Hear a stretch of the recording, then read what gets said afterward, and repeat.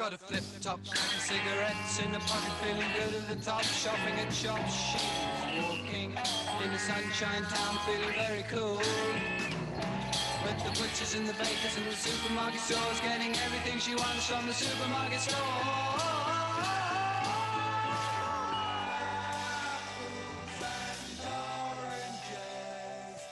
Please welcome Mr. Daniel Quick for a discussion in the interplay between derivative and oppression actions. Are these really apples and oranges?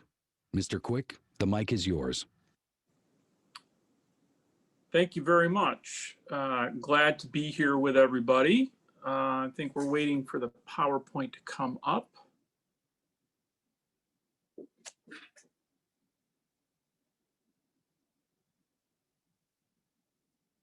Do we have the PowerPoint up?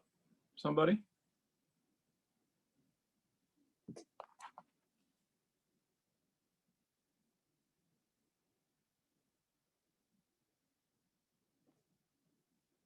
Oh, and there it is. Okay. Glad to be here with everybody. My thanks to Fortz and to Mark Rossman and to all the sponsors of this event. Our topic today is a little wonky in terms of talking about derivative actions and how they fit in with the shareholder oppression statute. But to me, it's really at the heart of the issue of what this cause of action is. And it leads into a bigger discussion about whether the statutory scheme here in Michigan, because it really is a statutory scheme, is really up to snuff, or whether the bar and the legislature ought to figure out what it is exactly they want these claims to look like and amend the statutes accordingly, because right now it's not at all clear based on the way that these statutes have been stapled together over time. So for today's presentation, I'm advancing a thesis, if you will, and we'll get to that in a few minutes. In real life, I litigate both as for the plaintiff and the defendant in these cases, and I don't particularly have a dog in that fight. And I will say that some of these topics are covered in the Michigan Business Torts book through ICL, and a lot of today's presentation is based upon an upcoming article that will be in the Michigan Business Law Journal on some of these issues. So let's start very briefly with the basics, because I know we have a very educated group here. Next slide, please. And we start out with, what is the derivative cause of action? Well, that itself is a misnomer, and I think people talk about it as if it is a cause of action, but it really isn't. It is a doctrine of standing. And what it says is that depending on what claim you are asserting as a shareholder, you either do or do not have direct standing to assert that claim. So what the statutes really talk about is a derivative proceeding, meaning a civil suit in the right of the corporation, and then sets up various conditions of things that need to take place before that statute is filed, and talks about then how the corporation responds to that demand once it is received from the shareholder. And of course, the essential element of a derivative action is that the remedy is to the benefit of the corporation, not particularly to the individual shareholder plaintiff. Next slide, please. Why do we have such a convoluted, very weird animal in the law? Well, it's because of the business judgment rule. And you all know various permutations of the statement of the rule, but the gist of it is that the courts do not want to operate as a de novo second guesser, if you will, on what happens in boardrooms. And in the famous words of one case, whether a corporation makes bricks or bottles really ought to be left to those in the boardroom, not in the courtroom. And so there are various aspects of the business judgment rule in the law, but one of them was the development of these procedures for derivative claims. Because after all, if you are asserting a claim that really is, in its essence, a violation of a duty to the corporation in the first instance, then the theory goes the corporation must have the right to decide whether that action should proceed or not, and whether it's in the best interest of the corporation to, in fact, pursue that action or let the shareholder pursue that action. So other than derivative claims, was there a way for a shareholder to assert a direct claim? Next slide, please. In fact, there was, and there almost always has been. This is a quote back from 1892, and frankly, the language that the courts used over the various decades since then didn't change a whole lot. And it was always the sense that if there was something that was fraud or similar action of abuse of trust, that in certain circumstances, a shareholder could have direct standing, and a court sitting in equity, and of course this is back when there was a division between equity and law in our court system, but the court in equity would have the power to remedy the situation. So this gave rise to a body of case law dealing with trying to figure out when a plaintiff asserts a claim, is it direct or is it derivative? Next slide, please.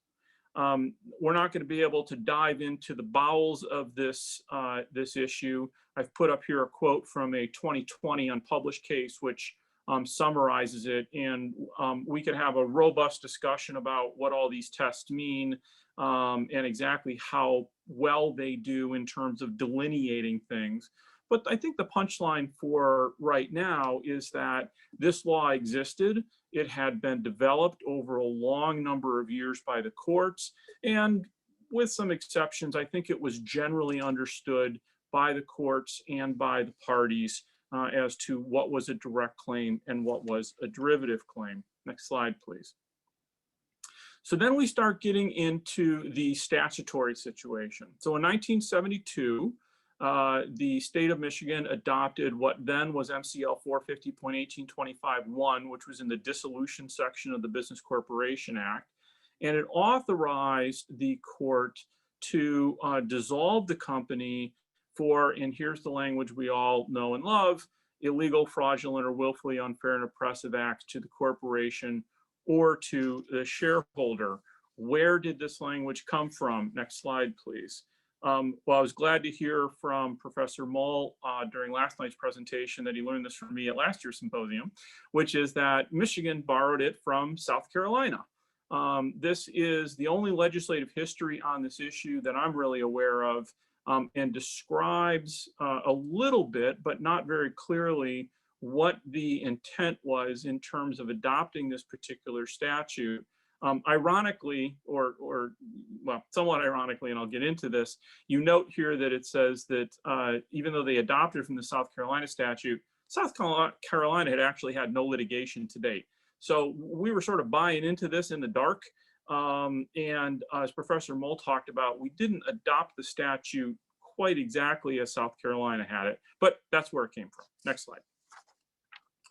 So the other thing that happened with the Michigan Business Corporation at the same time was the adoption of MCL 450.1103, which talks about construing the act to give special recognition to the legitimate needs of close corporations. Now, this is a very odd thing for the legislature to have done. Why? Because in fact, the Michigan statutory scheme doesn't even recognize such a thing as a close corporation, at least in terms of these rights being recognized and applied.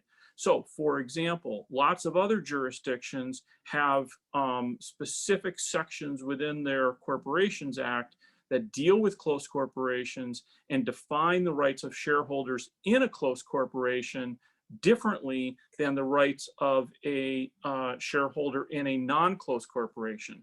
And that close corporation is defined in a number of ways, number of owners, et cetera, but at least there's some statutory bifurcation between close corporations and others. Here we don't really have that, but this provision ends up being important as we move forward. Next slide, please. So in 1989, and this is really where it all comes together or falls apart depending on how you look at it, the Michigan legislature simultaneously did two very seemingly different things. On one hand, they adopted what we now know as the formal shareholder oppression statute, 450.1489, which moved the existing statute, put it earlier in the act, broadened up the scope of remedies that the court might be able to impose, not limiting it to dissolution, trying to drive that message home. And that's clear from the legislative history that that was their intent. But at the very same time, the Michigan Business Corporation Act provisions regarding derivative actions was fundamentally modified. It adopted provision from the Model Business Corporation Act, which went to a universal demand provision. So if you're familiar with this area of the law, under Delaware, for example, shareholder has to make a demand before filing a derivative claim. Demand is excused under certain circumstances. Typically, the argument is that doing so would be futile because the people to whom you are making the demand are the very same wrongdoers that you are raising the complaint about. And there's a whole body of case law about when demand is excused or not. Michigan said, we're not going to deal with that anymore. I don't care what the reason is. You have an obligation to file a demand in every single derivative action, no matter what. And notably, it is not limited to close corporations. It's not limited to large publicly traded entities or even large corporations where you have 50 or 100 or so members. It's every corporation, and it's actually been applied by Michigan courts to apply to even a company that has 1 or 2 shareholders. So both of these things get done at the same time. And that really becomes the launch point for trying to understand how these two things need to be interpreted together. A side note here, and it was touched on last night, is, what does the claim, the existence of a statutory claim now in Section 1489 do to a common law breach of fiduciary duty claim? It would seem to be redundant and perhaps even displaced, but that perhaps is a topic for another lecture. Next slide, please. So in the famous Box versus Maroon dissent, Judge Hoekstra wrote that. It was subsequently adopted in the Estes opinion. And what that case stands for was the conclusion that 450.1489 actually provides and constitutes a new cause of action, that it's not simply part of the existing derivative shareholder and direct versus derivative dichotomy. So it's a separate cause of action. But the question that Box versus Maroon dissent, and hence Estes, did not answer is, well, okay, it's a separate cause of action, but does that mean that the derivative provisions of the Michigan Business Corporation Act are simply irrelevant? And that's what we're going to be talking about today. I note here again that what Box cannot mean, even though it is often interpreted this way, is that oppression is somehow a statutory exception for closely held businesses. There's discussion by Judge Hoekstra that the apparent intent of the oppression statute was to protect these shareholders in close corporations, and so therefore we gave them a remedy. And that may or may not have been somebody's secret intent when that act passed, but there is no way to construe the act as applying just to closely held businesses. It applies to everybody, just like the derivative statute. Next slide. So hopefully without having buried the lead, here's the general thesis of my article.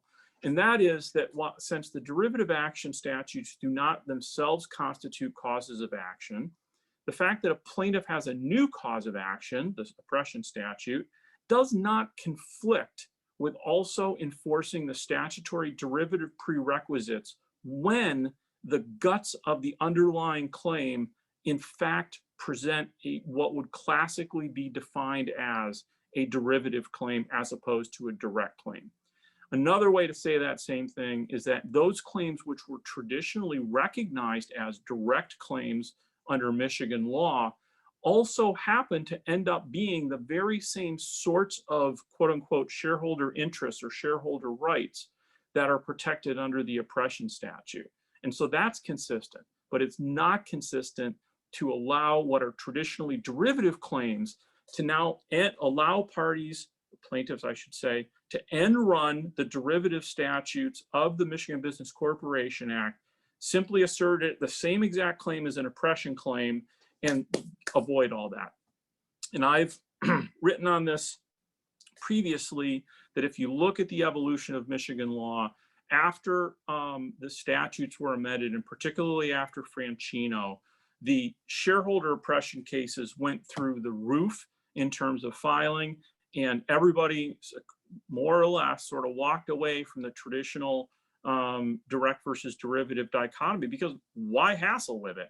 Now I can sue everybody directly. I don't have any of those procedures to deal with. And not only can I sue the corporation, I can sue all the bad people who are in charge of the corporation. It's the greatest thing ever. And oh, by the way, as the case law is developed, it's very, very difficult to try to win any sort of dispositive motion on a shareholder oppression claim right out of the box in terms of whether the plaintiff is really raising a claim for an interest of a shareholder as a shareholder, for example.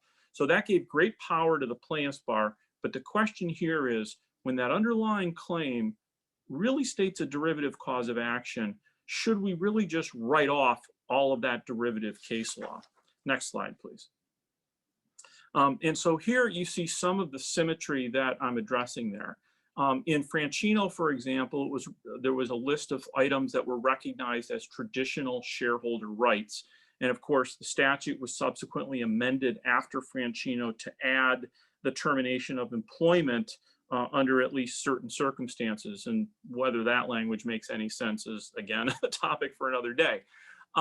But if you look at those rights, they line up very closely with what were traditionally recognized as the types of rights being interfered with, where a plaintiff could state a direct as opposed to a derivative cause of action under the pre-oppression case law. If you heard Professor Mull's speech last night, he noted that the Michigan statute is almost sui generis nationally, very unique in terms of its phrasing. So borrowing concepts from other jurisdictions is a dangerous thing. But the statute does not define oppression as general unfairness. It certainly doesn't define oppression as defeating of the shareholders' reasonable expectations, which is a test often used. It doesn't do any of those things. So you have to look very carefully at the actual legislative decisions on that language. Next page, please. So if the shareholder rights under the statute generally equal direct claims, then is it possible to surmise also that claims traditionally asserted derivatively do not implicate shareholder rights, or at least conversely, or alternatively, that there's nothing inconsistent with also enforcing all of those derivative standing requirements built into the Michigan Business Corporation Act. Here again is a quote from Murphy versus Zinman, this 2020 unpublished case, sort of driving home the point on what a derivative cause of action action is in terms of the standing requirement. So even if it's arguable that corporate directors and officers owe direct fiduciary duties to the shareholders, the enforcement of those claims are typically derivative under Michigan case law. Why should that now be different just because we have an oppression statute? Next slide, please. So let's start at the top in terms of our judicial verdict on this sort of thing. Has the Supreme Court said anything about it? No, with one small exception, and this is a quote from the Matagula case, and it talks about, confusingly in my mind, some of the parallels. But first it says, shareholders have long been able to bring a similar claim from fraud, et cetera, through a shareholder derivative action. Well, that's really a misstatement, because those would have not been shareholder derivative actions. Those would have been direct claims in a lot of instances. But then you have this language near the end of this quote where it says, however, even when a shareholder brings a claim on his own behalf, the claim is often derivative in nature because the remedies sought affect the corporation. Does that to me opens Pandora's box on this question of, just because you have an oppression cause of action, does it mean that all the derivative procedures for a derivative claim just get set to the side? Before we get into some of the Michigan cases, how has this been dealt with in some other jurisdictions? Next slide, please. This is too long of a discussion to have in this format, But in Texas, there was a generally broad rule under the statute. It's phrased differently than ours, but that recognized an oppression cause of action, and there was a lot of litigation in Texas under that statute. And to everybody's great surprise, in 2014, the Texas Supreme Court really narrowed that statute. And it was the first time that the Supreme Court had been asked to really face the statute on these precise issues. So my point in raising it is, who knows what happens when it goes before the Michigan Supreme Court. But the ruling in Ritchie was that it would be improper to construe the Texas Act to permit shareholders to end run the legislator's detailed rules and procedures for derivative actions just by taking the same claim and calling it an oppression action. So where are we in Michigan? Next slide, please. The current thinking is that oppression trumps all. This Lazowski case is typical of that, and it was relied upon in turn by the Bromley case, which a lot of plaintiffs' lawyers like to cite, in E.D. Misch unpublished opinion. And it basically says that even though it's essentially a derivative claim, we're still going to recognize individual standing under 450.1489. Have anybody gone the other way? Next slide, please. There's two cases that at least start going down that path, and I'm going to have to skip the summary of them because I'm running out of time. One is this federal court opinion from 2012, where the defendant argued that all the claims being pled were derivative. The plaintiff responded, no, no, no, they're direct claims, and I'm also raising a claim for minority shareholder oppression. And the court said, well, essentially the claims you're raising are derivative and we're going to dismiss them. But there was a weird procedural aspect of that case where defendants at least argued that plaintiff had not technically pled a minority shareholder minority shareholder oppression claim under the statute, even though it was discussed in the opinion. So maybe that opinion is just an odd one based on the procedural status of that case. But then if we go to the next slide, we also have the Thomas versus Costa case, which is an unpublished Michigan Court of Appeals opinion. And this one deserves a little bit more careful review than I'm going to be able to give justice to it here, because here clearly there was an assertion of a claim under 450.1489. And in a single paragraph in the opinion, which is a little bit light in terms of the rigor of the analysis, at least in writing, because it's an unpublished opinion, the Court of Appeals looked through the pleading, if you will, at the claim actually being asserted and said, no, those claims really are derivative in nature, and we're going to bounce your claim on that basis. So neither of these, I would say, got into the issue with full vigor, really rolled up their sleeves on this interplay issue between derivative actions and oppression actions. But to be honest with you, no opinion that I'm aware of from either the Michigan courts or the federal courts applying Michigan law has done that. And that precisely is the issue. So if you go to the next slide, please. This is where we are. I would submit that Michigan law is unsettled. Certainly, if you wanted to advocate for the status quo, there is enough unclarity in the statutory scheme to support an argument that the current state of affairs is the right interpretation and those derivative procedures shouldn't apply no matter what. But I think that it is something that possibly will get some attention at some point by an appellate court, and that it is an unsettled issue. Thank you very much. It's been my pleasure to speak to all of you, and hope the rest of the symposium goes great. A special thank you to Mr. Quick.